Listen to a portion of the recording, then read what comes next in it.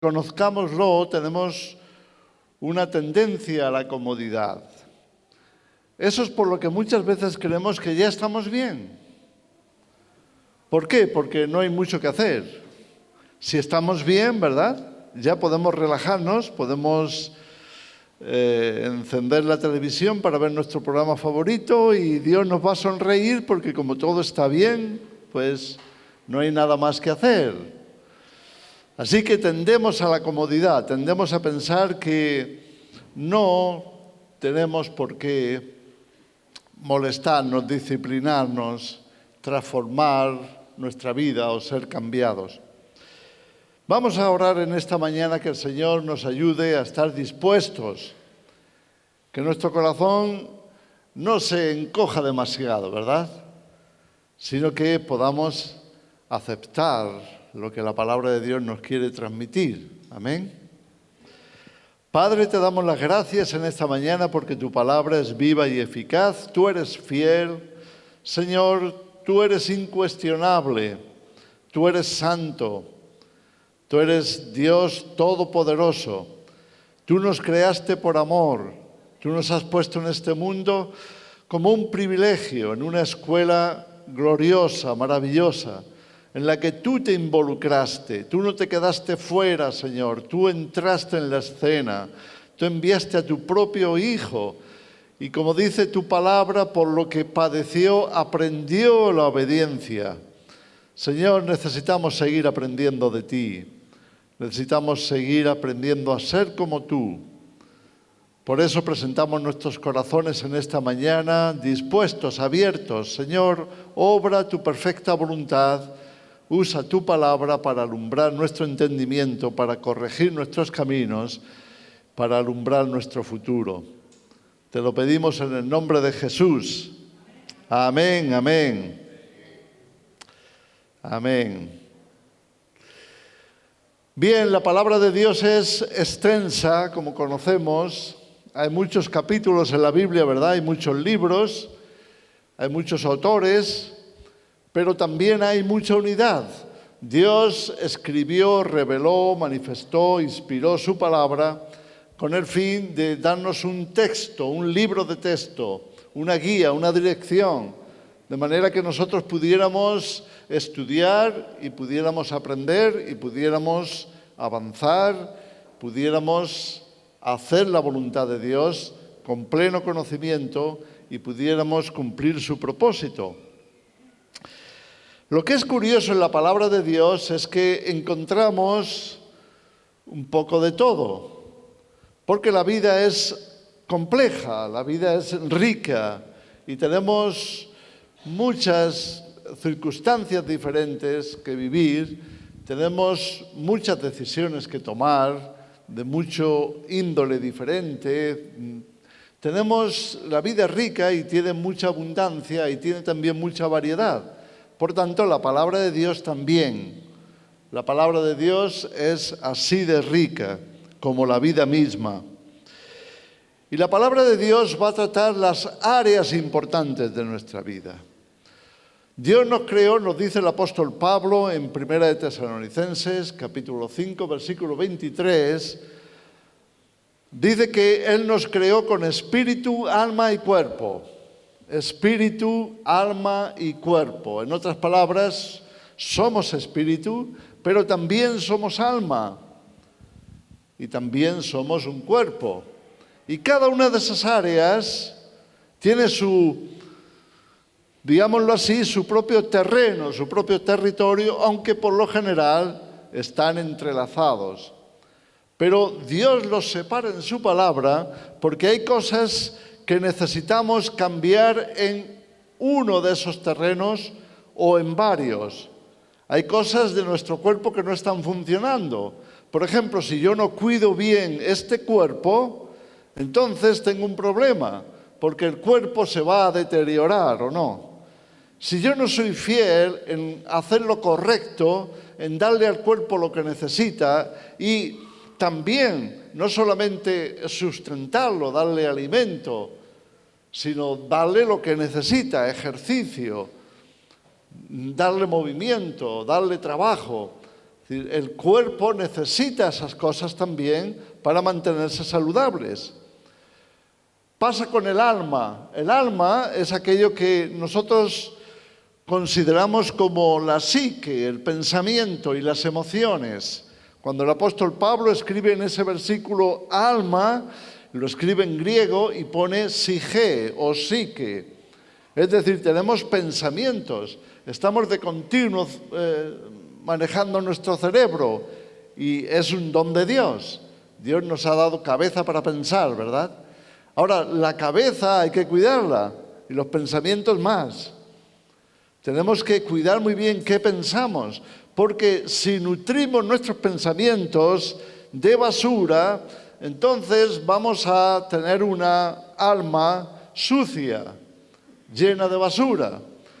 Lo mismo ocurre con nuestras emociones. Si nosotros nutrimos nuestra mente de cosas negativas, nuestras emociones serán negativas.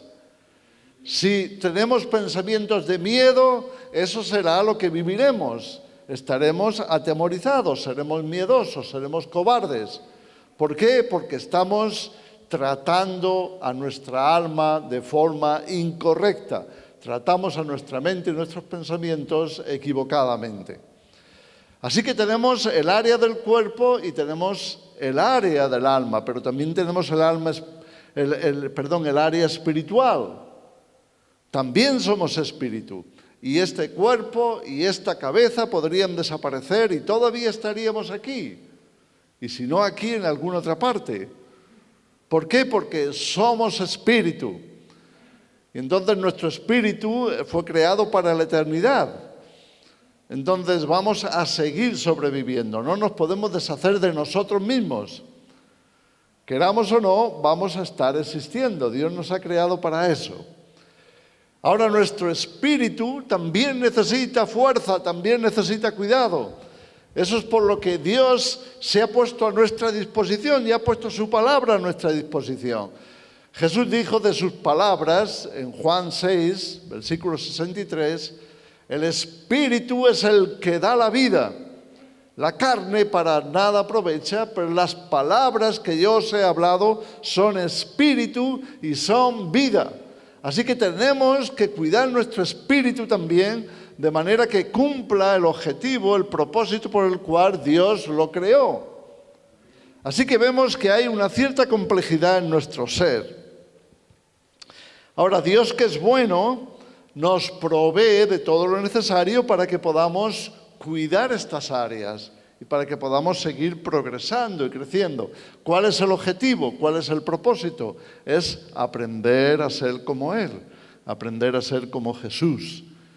Si entendemos esto y colaboramos en ello, entonces vamos a crecer, vamos a tener una progresión en todos los sentidos. Y Dios va a estar apoyándonos porque como nuestro Padre que es, eso es lo que Él desea. Como todos nosotros padres lo deseamos para nuestros hijos. Deseamos que crezcan bien, que estén fuertes, que aprendan lo correcto, que sean útiles, que puedan vivir una vida sana, saludable, santa, como bienhechores, para hacer lo correcto y hacer la voluntad de Dios, ser gente de bien. Lo entendemos, ¿verdad? Pero las cosas no siempre funcionan así. Quiero decir que fracasamos. No hay ningún problema en fracasar, no hay ningún problema en equivocarse y en fallar. Bueno, hay un problema, pero es solucionable. Es solucionable cuando nos damos cuenta o cuando alguien nos lo señala, porque a veces estamos cegados a nuestra propia vida, estamos cegados a nuestra propia vivencia y creemos que lo estamos haciendo bien y seguramente no es así. Nos distraemos y hacemos cosas que no deberíamos de hacer. Así que una de dos, o nos damos cuenta, o vamos a la palabra de Dios y la palabra de Dios nos lo revela, o alguien más nos viene y nos dice, mira, esto no está bien. De una forma u otra, Dios espera que nos demos cuenta, despertemos, nos arrepintamos, corrijamos y sigamos adelante en el camino que Él ha preparado para nosotros.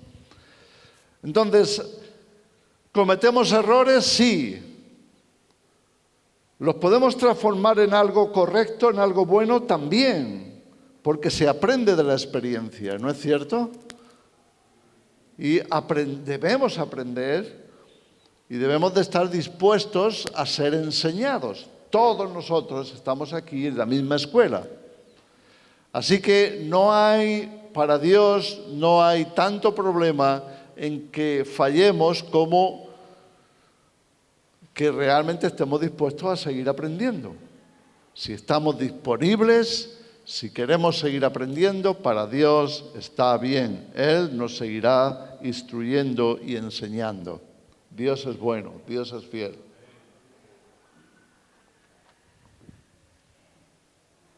El apóstol Juan escribió en su primera carta que si confesamos nuestros pecados, Dios es fiel y justo para perdonar nuestros pecados y limpiarnos de toda maldad. No hay problema con Dios para eso. Entonces, ¿cuándo podemos considerar que hay problemas? Problemas serios, cuando dejamos de aprender, cuando dejamos de reconocer nuestros errores, cuando dejamos de estar dispuestos a ser transformados. ¿Por qué? Porque en el momento en que comencemos a normalizar la injusticia, cuando comenzamos a ver como bueno lo que es malo y al revés, y malo lo que es bueno, entonces tenemos un problema. Ya empezamos a no poder cambiar. ¿Me explico? La humanidad es tremenda en este sentido porque tiene una historia de fracasos irreversibles. Y cuando digo de fracasos irreversibles me estoy refiriendo a cuando ya no queda otra que enviar los juicios divinos y exterminar a la tierra. Escucha, esto suena fuerte, ¿verdad? Y nadie quiere pasar por eso. Esto es como, bueno, parece que eso no casa, no concuerda con un Dios de amor. Perdóname decirte que es todo lo contrario. Eso es muestra del amor de Dios. Es muestra del amor de Dios el poner las condiciones para que el ser humano aprenda, se desarrolle y adquiera lo que necesita. Dios es fiel en eso. Dios ha sido fiel en poner aquí los recursos, tanto físicos como humanitarios, como espirituales. En todos los aspectos, Dios ha sido y es bueno. Otra cosa es, ¿qué hacemos con eso? Y ahí tenemos el problema del corazón humano, el corazón contaminado por el pecado, el corazón egoísta, egocéntrico. Y tenemos que tener mucho cuidado con eso, porque ahí es donde comienza el verdadero problema. ¿Por qué vienen los juicios de Dios? ¿Por qué Dios tiene que enviar juicios tremendos a la humanidad? Permíteme decirte que no solamente a la humanidad. Dios no hace acepción de personas. Dios juzgó a los ángeles, los halló que ya no podían cambiar y los condenó a las prisiones eternas. No es nada nuevo. Es algo que ya ha ocurrido en el Espíritu. Ya hay multitud, millares de ángeles caídos que están condenados a prisiones de eterna oscuridad. ¿Por qué? Porque tomaron la decisión de normalizar lo que es pecado. Tomaron la decisión de vivir de acuerdo con sus propios principios y no con los divinos. Se alinearon con la rebelión. Tomaron la decisión de vivir de espaldas y contrarios a la verdad y a Dios. Así que no es nada nuevo, esto ya ha ocurrido. antes de que el hombre existiera. Pero Dios no hace acepción de personas. Y eso es por lo que Dios juzga no solo a la humanidad, no solo a los ángeles, sino a sus propios hijos. Dios también juzga a la iglesia. Dios también envía sus juicios sobre su pueblo. Y lo vemos claramente en la historia de Israel. Dejadme leeros un momentito en Isaías, capítulo 5, si lo queréis seguir adelante, pero voy a pasar rápido porque no quiero tomar demasiado tiempo en esta lectura, porque hay mucho más para tratar, pero dice así: ahora cantaré por mi amado, el cantar de mi amado a su viña. Tenía mi amado una viña en una ladera fértil. La había cercado, despedregado y plantado de vides escogidas. Había edificado en medio de ella una torre y hecho también en ella un lagar, y esperaba que diese uvas, y dio uvas silvestres. ¿Sabes la diferencia entre uvas y uvas silvestres? Es que las uvas se supone que sean comestibles, pero las uvas silvestres no hay manera de comérselas. Son amargas, ¿sí? Entonces aquí tenemos un retrato de lo que Dios hace por la humanidad, pero sobre todo lo que Dios hace por su pueblo, por sus hijos. Les labra, les limpia, les quita las piedras. ¿Para qué? Para que sean buen terreno y den fruto. Él mismo planta la viña y espera que esas uvas sean un fruto agradable, comestible, fortalecedor, sanador, etc. Eso es el propósito de Dios. Ahora, ¿qué ocurre? Que no es así. Y dieron uvas silvestres. Ahora pues, vecinos de Jerusalén y varones de Judá, cuidado con los hermanos, cuidado con los ídolos. Cuidado con los ídolos.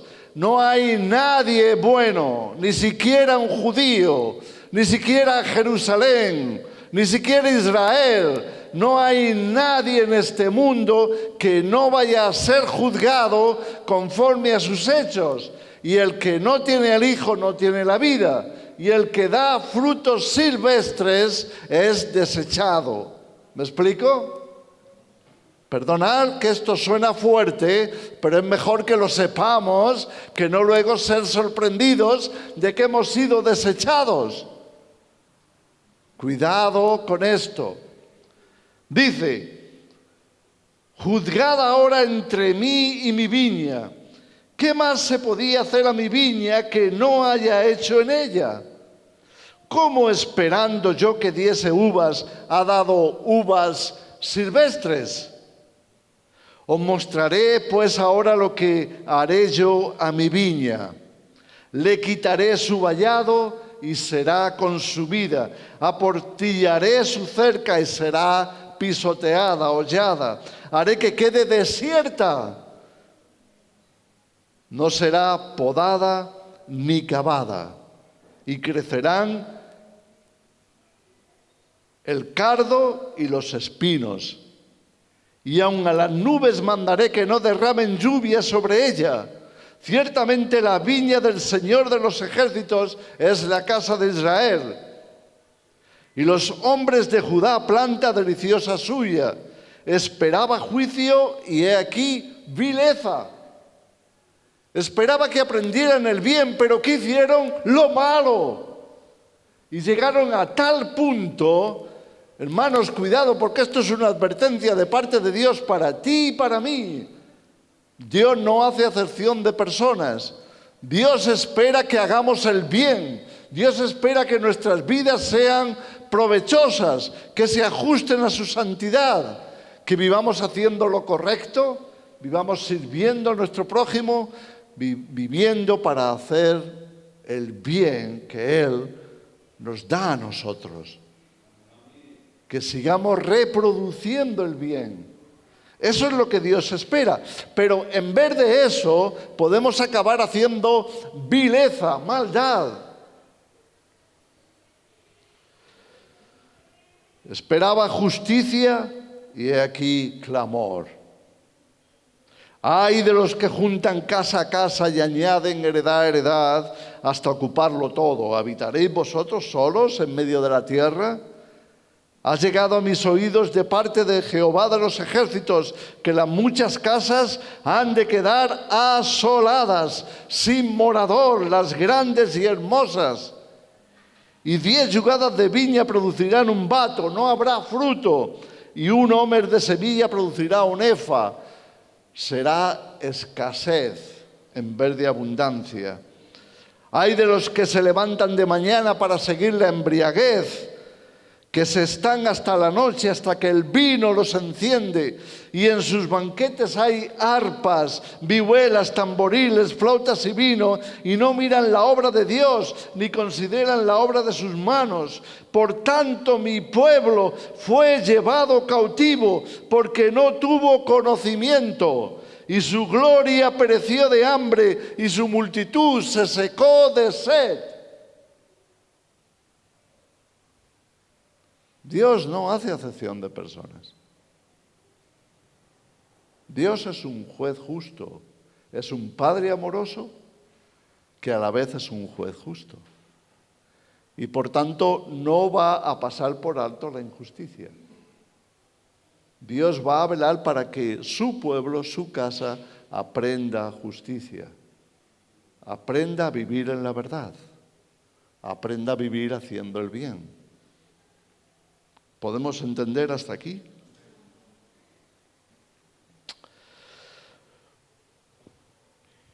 Vamos a dar un salto.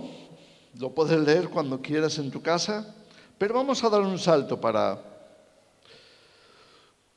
no leer todo el capítulo, hasta el versículo 20. Y aquí vemos el problema. La normalización de lo malvado. Vivimos, hermanos, vivimos en una generación que está aprendiendo a normalizar la maldad. ¿Me explico? Y esto es importante entenderlo porque significa que estamos viviendo una generación que se está acercando a los severos juicios de Dios. Dice el versículo 20, ay de los que a lo malo dicen bueno y a lo bueno malo, que hacen de la luz tinieblas y de las tinieblas luz, que ponen lo amargo por dulce y lo dulce por amargo. Ay de los sabios en sus propios ojos y de los que son prudentes delante de sí mismos, que se ponen a sí mismos como la regla, que se olvidan de la palabra de Dios, de lo que Dios tiene que decir, y ellos mismos se convierten en los jueces que deciden qué está bien y qué está mal. Hermanos, vivimos en medio de una generación que se está haciendo incorregible. Incorregible. ¿Saben lo que significa ser incorregible?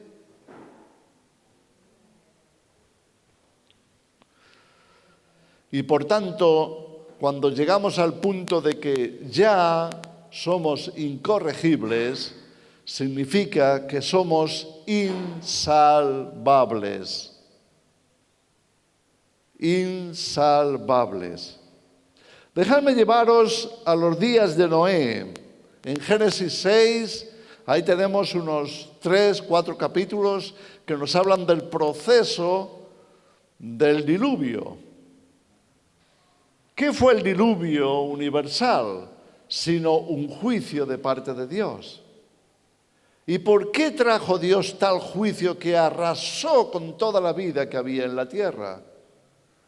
Bueno, la palabra lo explica claramente.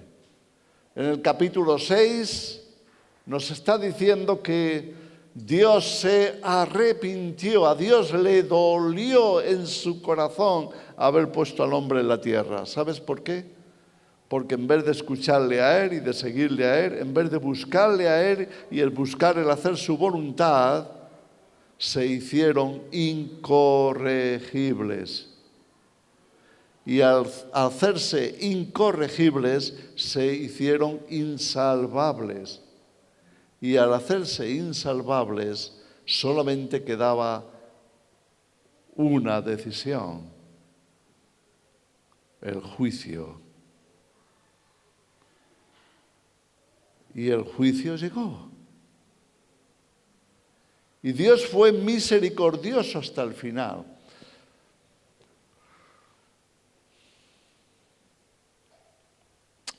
Dice la Escritura, y en ese capítulo, que la maldad de la raza humana, de la humanidad, había llegado hasta el extremo, de manera que solo sabían pensar mal.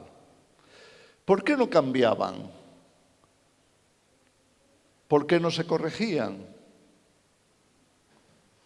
Porque habían normalizado la maldad. Para ellos la maldad era lo bueno. Para ellos ser buenos era lo malo.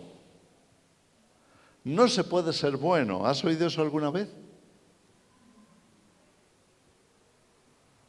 ¿No se puede ser bueno? Cuando empezamos a darle la vuelta a la situación hasta el punto en que nos burlamos del bien y aplaudimos el mal, cuando lo que la palabra de Dios condena, nosotros lo redimimos. Permíteme que te dé algún detalle. La palabra de Dios condena explícitamente la homosexualidad. Es maldad, es pecado en el corazón, es perversión, es abominación. La palabra de Dios lo llama abominación para Dios. Es abominable a sus ojos, es maldad.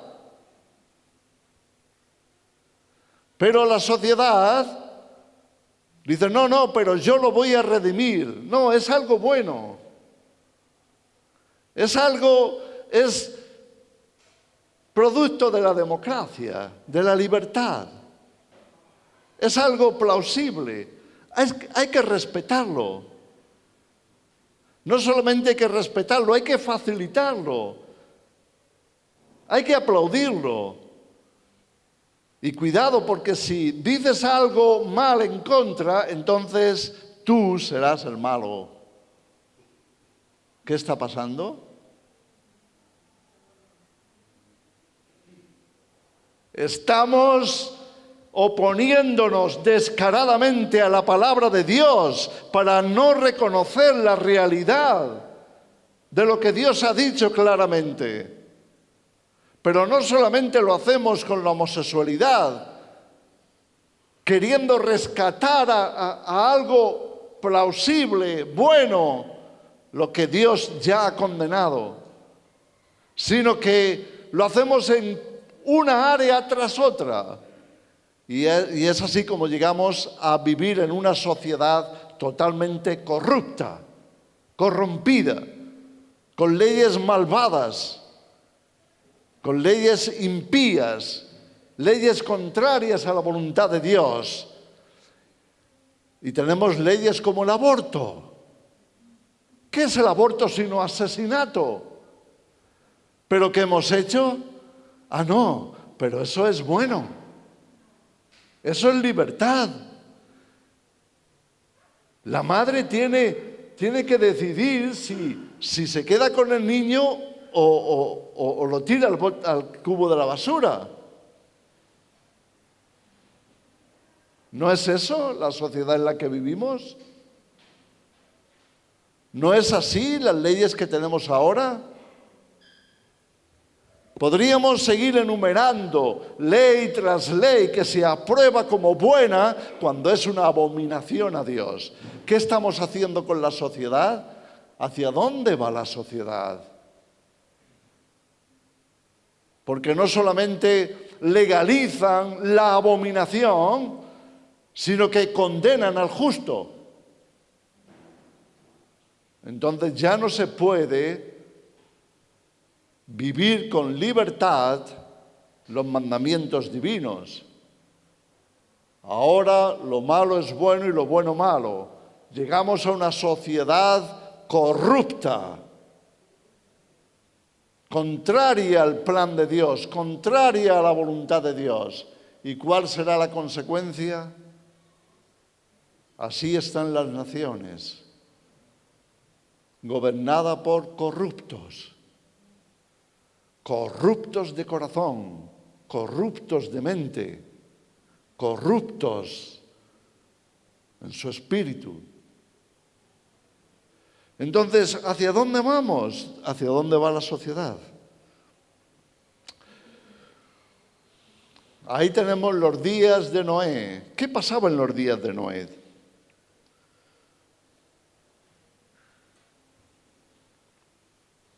La humanidad había llegado a ser insalvable. No solamente había corrupción espiritual, porque la gente había abandonado a Dios.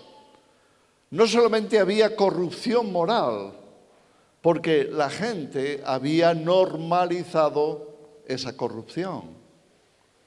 Había corrupción física. La gente se había hibridado. Permíteme que te vuelva a aclarar el término. Dios nos ha creado para ser seres humanos. Y para hacerlo nos creó dándonos un ADN que rija nuestra vida natural, nuestras fibras, nuestros músculos, nuestros huesos y todo lo que somos físicamente hablando.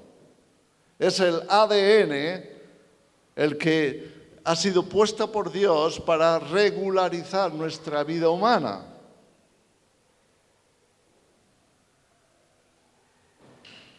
Pero en los días antes del diluvio, la humanidad se hibridó. ¿Qué significa eso? Cambiaron su ADN. Lo dice expresamente. ¿Sabes por qué Dios escogió a Noé? También lo dice la Escritura. Porque aunque la humanidad se había degenerado hasta ese extremo, Dios encontró que Noé era perfecto en sus genes.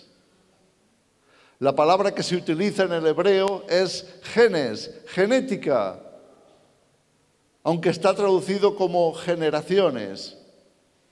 Sí, la generación a la que pertenecía Noé no había sido trastocada, hibridada, porque nos dice claramente ahí que los ángeles caídos vinieron a la tierra y tomaron para sí mujeres y comenzaron a desarrollar seres híbridos. ¿Nos puede pasar eso hoy? No solamente nos puede pasar, existe en este momento un plan en operación que se llama transhumanismo. No sé si has estudiado acerca del transhumanismo. No sabes no sé si tienes una idea clara de hacia dónde va esa orientación. Pero se trata de cambiar la genética humana para perfeccionarla. Se presenta como algo bueno, se presenta como deseable, se presenta como tenemos que cambiar los genes para hacernos inmunes a la enfermedad. Tenemos que cambiar nuestra genética para vivir más tiempo. No solo más tiempo, podemos alcanzar la vida eterna. ¿Te parece una locura? Permíteme decirte que los que están detrás de impulsar el transhumanismo es lo que le ofrecen a la humanidad. Y están tratando de vendernos eso como algo bueno, deseable. Pero permitidme deciros cuál es el problema. Va a corromper no solamente el alma, va a corromper todo el ser humano. Los días de Noé.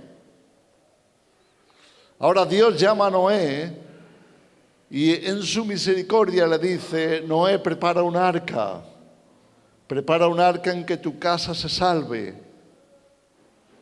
Y ahora le da una orden de rescatar la vida dentro del planeta para guardarla en el arca y que después pudiera volver a haber esperanza partiendo de cero.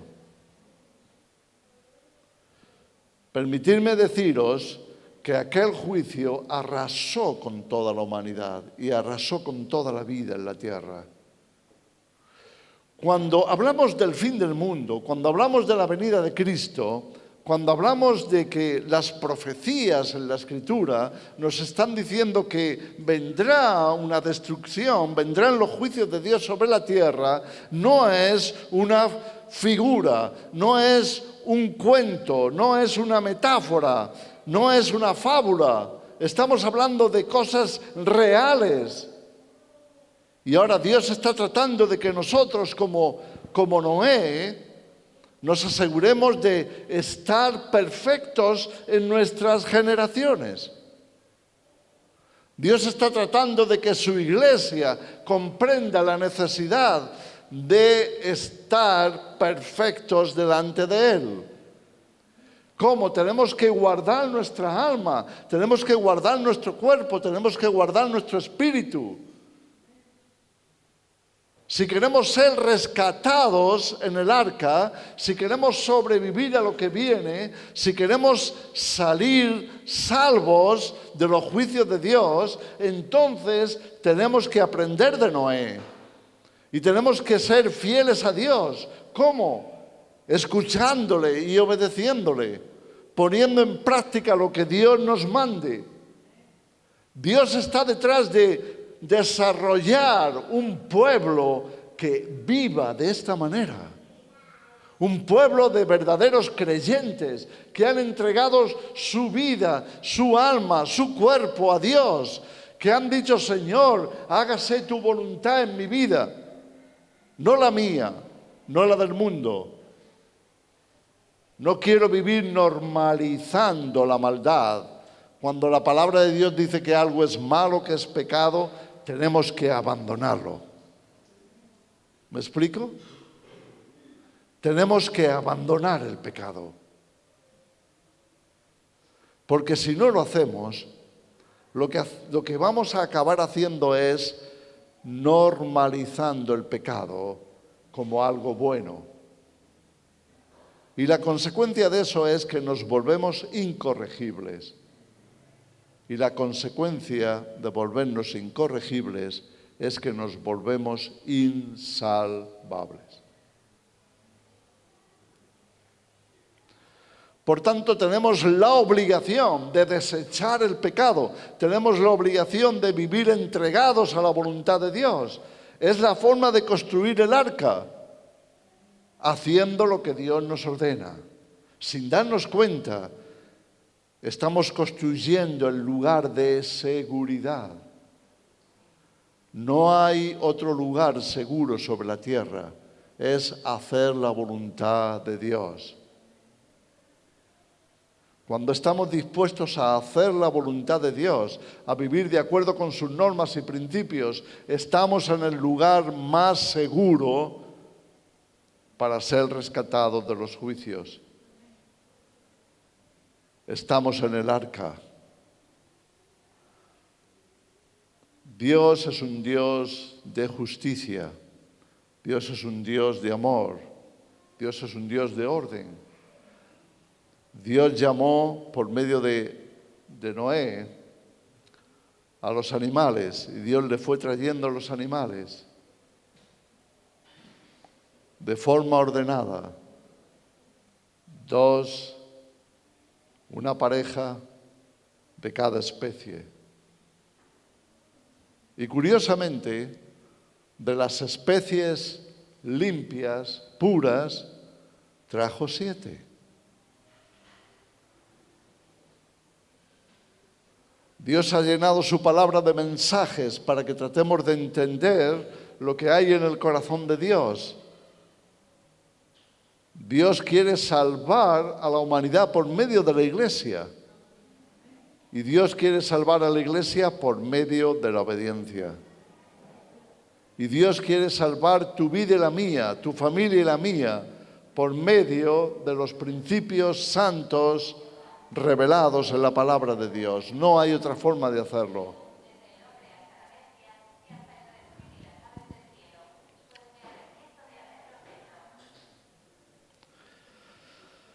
Entonces tenemos los días de Noé.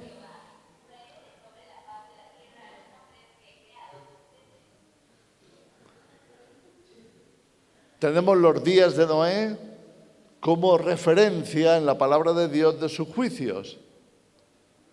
Y tenemos también, hermanos, los días de Sodoma y de Gomorra.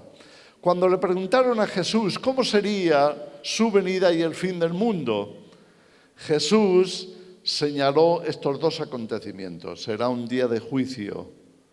Será como en los días de Noé, será como en los días de Lot. Encontramos una diferencia muy interesante entre los 2 acontecimientos. Los días de Noé fueron días también de misericordia. Mientras preparaba el arca, la paciencia de Dios seguía latente, seguía viva. La paciencia de Dios. Dios le mandó a construir el arca que tardó 120 años en construirse. 120 años de paciencia.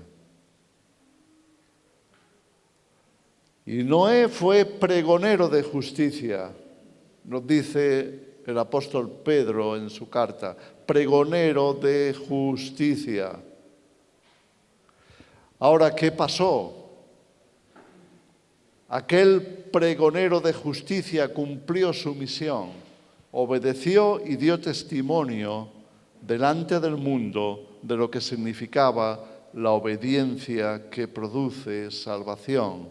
Cuando se terminó el arca, se acabó la misericordia de Dios. Se acabó la misericordia de Dios. Ya solamente quedaba una horrenda expectación de juicio. Y cuando cayó el diluvio, nadie, excepto los que estaban en el arca, sobrevivieron. Ahora, ¿qué pasó con Sodoma y Gomorra? También sufrieron un juicio, pero hay una diferencia interesante, y es que así como en los días de Noé, la humanidad tuvo 120 años de misericordia, no lo hubo en los días de Sodoma y Gomorra. Hay un momento cuando se llega al colmo, cuando se colma la copa.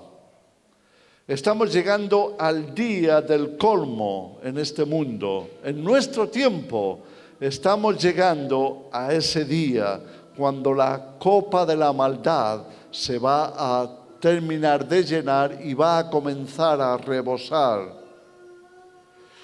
El profeta Daniel, en el capítulo 8 de su libro, hablando de la aparición del anticristo, nos hace esta revelación. Cuando los transgresores lleguen al colmo, entonces se levantará el anticristo. Cuando los transgresores lleguen al colmo, el anticristo será la gota que rebasa la copa. Y Dios va a esperar a que la copa esté llena y los transgresores lleguen al colmo para enviar al anticristo. ¿Sabes para qué? Para condenar con el anticristo a todos los que en vez de creer la verdad se complacieron en la injusticia. Eso es lo que Pablo enseñó en 2 de Tesalonicenses capítulo 2. Dios espera que se llene la copa, pero una vez que se ha colmado ya no hay marcha atrás. Abraham trató de que Dios extendiera su misericordia. ¿Os acordáis cuando Abraham que comienza a negociar con Dios? Señor, si hubiere 50 justos, ¿condenarás tú la ciudad con esos 50 justos? Y Dios le dijo, no. Bueno, ¿y si fueran 40? ¿Y si fueran 30? ¿Y si fueran 20? Y vez tras vez Dios le decía, Abraham, yo por esos salvaría la ciudad. ¿Y si fueran 10? Permíteme decirte esto. El valle de Sodoma, donde estaban Sodoma y Gomorra, no solamente estaban ellos, había 10 ciudades. Y llega un momento en que Abraham pide 1 por ciudad. ¿Y si hubiera 10 justos? Y Dios dice, no las destruiré por esos justos. ¿Cuál era el problema? El problema es que no había ni esos 10. El problema es que solamente estaba Lot y su familia y no todos lo entendieron.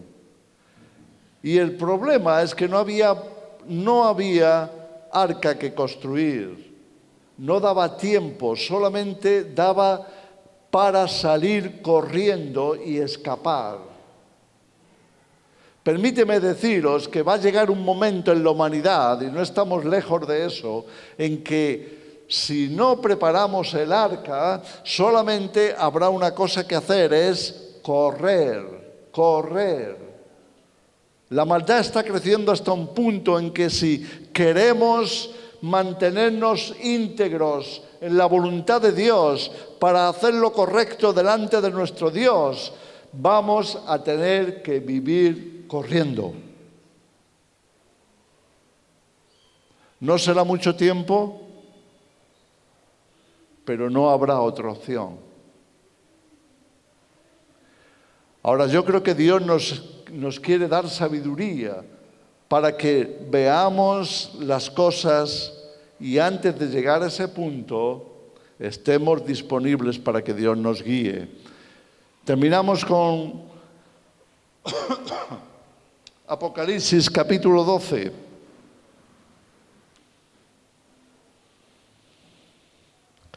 Apareció en el cielo una gran señal, una mujer vestida del sol, con la luna debajo de sus pies y sobre su cabeza una corona de 12 estrellas.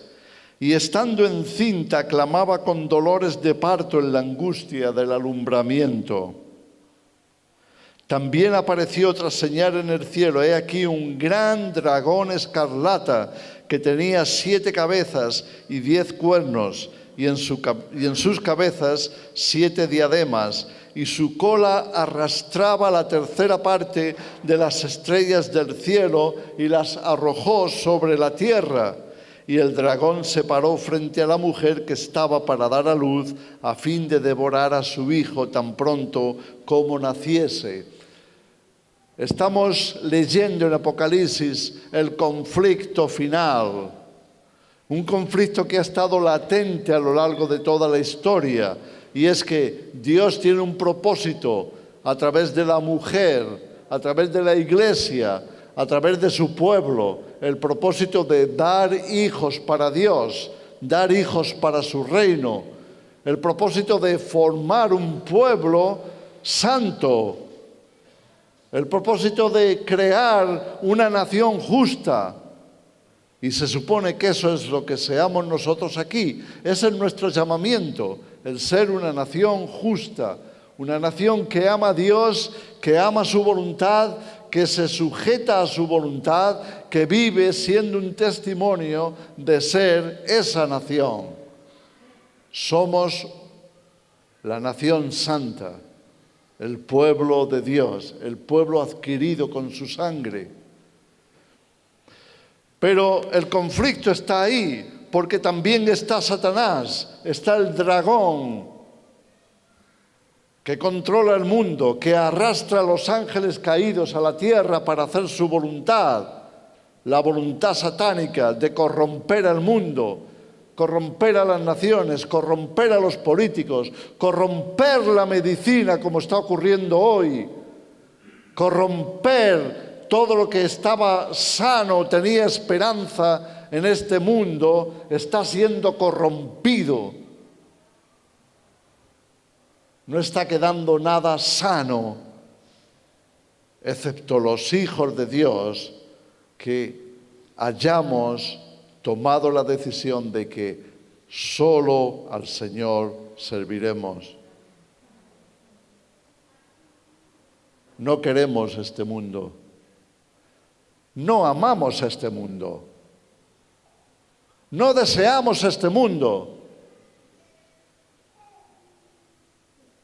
Asaf, el salmista, escribió esto en el Salmo 73. Señor, ¿a quién tengo yo en los cielos sino a ti?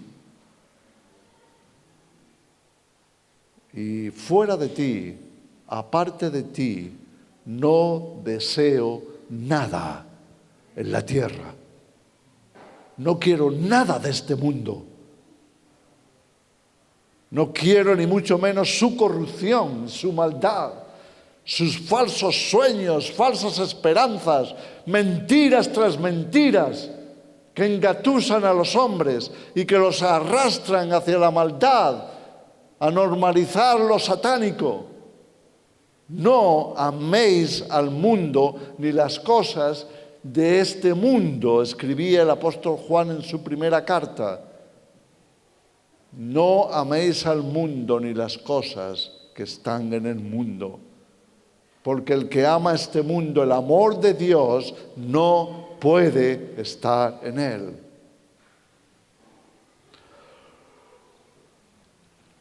Este es el conflicto, y es un conflicto en el que estamos, y tenemos que tomar decisiones. ¿Para qué vamos a vivir? ¿Para quién vamos a vivir?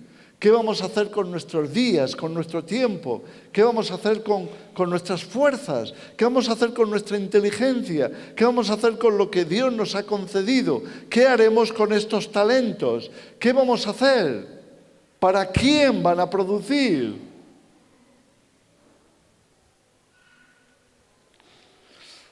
Ese es el conflicto.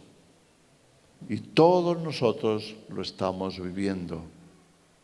Y está dentro de cada uno de nosotros. Y tenemos que estar de continuo tomando decisiones. ¿Trabajo con Dios para construir el arca? ¿O trabajo para adaptarme a vivir como vive el mundo?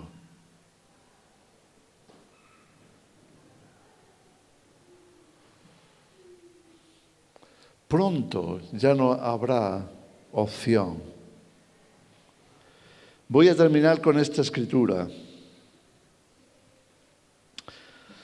Leerlo tranquilamente cuando estéis en casa es muy interesante. Apocalipsis es un gran libro. Pero llega un momento en que nos habla de la victoria. Y nos dice el versículo 11, fácil de retener.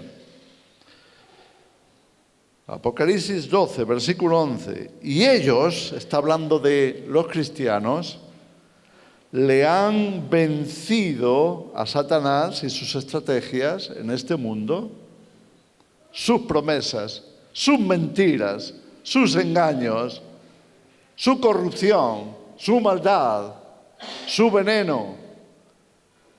Estamos aquí para vencerle.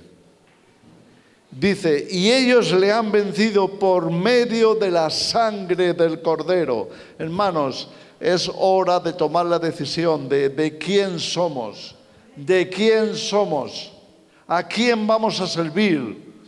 Somos redimidos. Jesús nos compró con su sangre, la sangre del Cordero. Hemos sido salvos por su sangre y ahora le pertenecemos a Él y solo a Él. Y de la palabra del testimonio de ellos, y ese debe ser nuestro testimonio. De la abundancia del corazón habla la boca. ¿De qué hablamos? ¿Cuál es nuestro testimonio? ¿Es de que somos de Cristo? ¿Es que solo deseamos su reino? ¿Solo lo queremos a Él? Ya hemos establecido esto en nuestro corazón. Yo soy de Cristo y solo quiero vivir con Él, por Él y para Él, ahora y por toda la eternidad. Es la única victoria contra Satanás. Es la única victoria contra este mundo corrupto, lleno de engaño y de maldad. Y la última cosa del versículo, menospreciaron sus vidas hasta la muerte. Va a llegar un momento, hermanos, en que nos va a dar igual morir que no. Es que no tenemos aprecio a nuestra vida. Sabemos que nuestra vida está escondida con Cristo en Dios. No queremos morir como bobos engañados por el diablo. No queremos morir como necios por seguir al diablo. No queremos morir por error, por haber creído en las mentiras del diablo.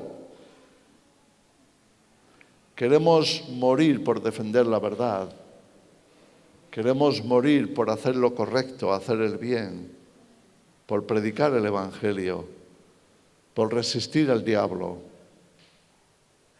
No nos importará menospreciar nuestra vida. ¿Para qué la queremos? Solo la queremos para vivir con Cristo y para Cristo. Amén. ¿Podemos orar por esto? Padre, te damos las gracias por tu palabra.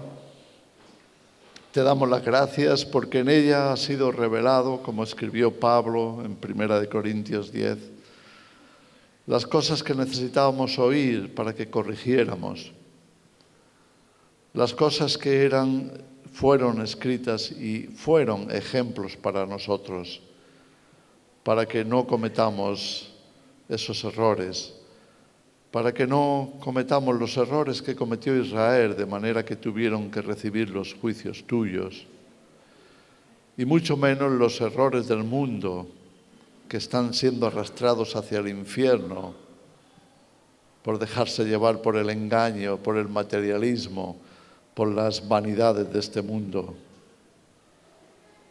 Señor, ayúdanos a poner nuestros ojos en ti, a verte a ti, a amarte a ti, a servirte a ti, a hacer tu voluntad. Señor, que tu iglesia entienda estos principios, estas verdades, para que no seamos engañados. En el nombre de Jesús. Amén. Amén. Gracias, Jesús.